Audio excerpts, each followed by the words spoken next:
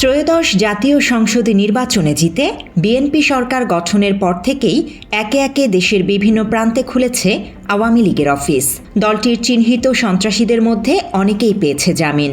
এবার যেন তারই ধারাবাহিকতায় জামিন পেলেন আওয়ামী লীগের চিহ্নিত ৩ দালাল হাসানুল হক ইনু, রাশেদ খান মেনন এবং সাবেক বিচারপতি শামসুদ্দিন চৌধুরী মানিক। কোতোয়ালি থানার মানহানি মামলায় ইনু, মেনন এবং মানিককে জামিন দিয়েছেন আদালত। মঙ্গলবার আদালত এই আদেশ দেন। গত ২১ জানুয়ারি বিএনপির প্রতিষ্ঠাতা ও সাবেক রাষ্ট্রপতি জিয়াউর রহমানকে নিয়ে আপত্তিকর মন্তব্য করার অভিযোগে করা মানহানির মামলায় রাশেদ খান এবং সুপ্রিম কোর্টের সাবেক বিচারপতি শামসুদ্দিন চৌধুরীকে গ্রেফতার দেখানো হয়।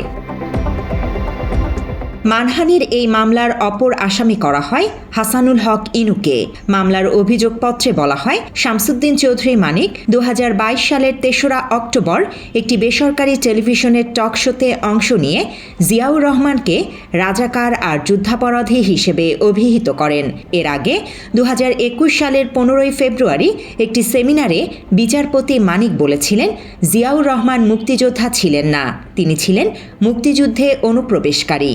৭১-এর ঘটনা, এরপর খুনি জিয়াউর রহমান কি করেছে সেই সব জানার জন্য সকলের এটি দেখা উচিত। এর আগে ২০১৩ সালে হাসানুল হক ইনু ও রাশেদ খান মেনন জিয়াউর রহমানকে নিয়ে আপত্তিকর মন্তব্য করেছিলেন।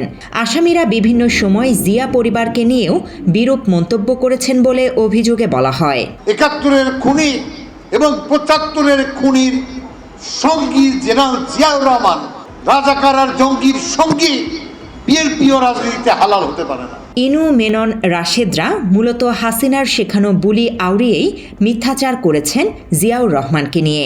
তাদের মতো চিহ্নিত দালালদের জামিন মঞ্জুর করায় তাই হাসিনার অপরাধকেই একভাবে ছোট করা হয়েছে বলে মন্তব্য করেছেন অনেকেই।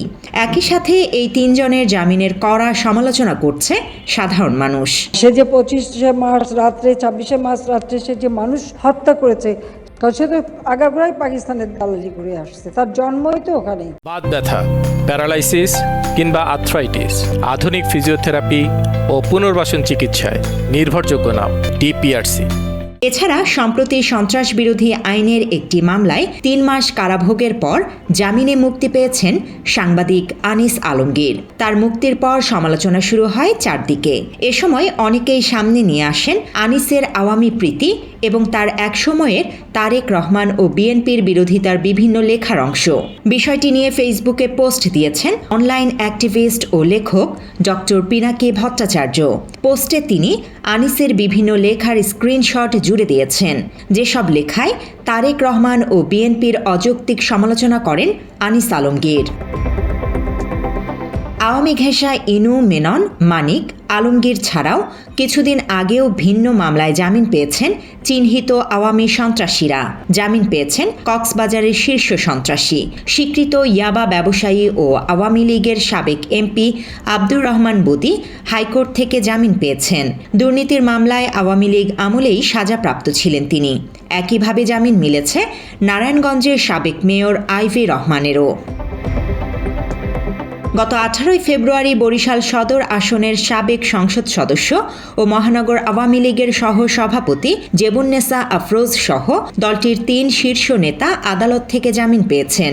জামিনপ্রাপ্ত অন্য 2 নেতা হলেন বরিশাল মহানগর ছাত্রলীগের সাবেক সভাপতি ও সদর উপজেলার সাবেক ভাইস চেয়ারম্যান জসিম উদ্দিন এবং মহানগর যুবলীগের যুগ্ম আহ্বায়ক মাহমুদুল হক খান মামুন। তারা সবাই জুলাই হত্যা মামলার আসামি। এভাবে প্রতিদিনই দীর্ঘ হচ্ছে আওয়ামী লীগ নেতাদের জামিনের তালিকা। ২০২৪ সালের আগস্টে ক্ষমতার পরিবর্তনের পর কার্যক্রম নিষিদ্ধ ঘোষিত হলেও ২০২৬ সালের ফেব্রুয়ারিতে দেশের বিভিন্ন জেলা উপজেলায় আওয়ামী লীগের কার্যালয়গুলো আবারও খুলতে শুরু করেছে দলটি। পঞ্চগড়, ঠাকুরগাঁও, বরগুনা ও পটুয়াখালী সহ অন্তত 15টি জেলায় তালা ভেঙে নেতাকর্মীরা অফিসে প্রবেশ করছেন এবং পতাকা উত্তোলন করছেন। এই কার্যক্রমের নেপথ্যে শেখ হাসিনার নির্দেশনা রয়েছে বলে দাবি করা হচ্ছে। একের পর এক আওয়ামী লীগের চিহ্নিত সন্ত্রাসীদের জামিন এবং কার্যালয় খোলা নিয়ে উদ্বেগ জানিয়েছে ছাত্র জনতা। কারণ সন্ত্রাসী সংগঠনের এসব চিহ্নিত দালালদের দ্রুত দৃষ্টান্তমূলক শাস্তি নিশ্চিতের দাবি তাদের। অস্থিতিশীলতা তৈরিতে আর কোনো সুযোগ যেন এসব সন্ত্রাসীরা না পায় সেই আহ্বান সচেতন মহলের। News desk, Bangla addition.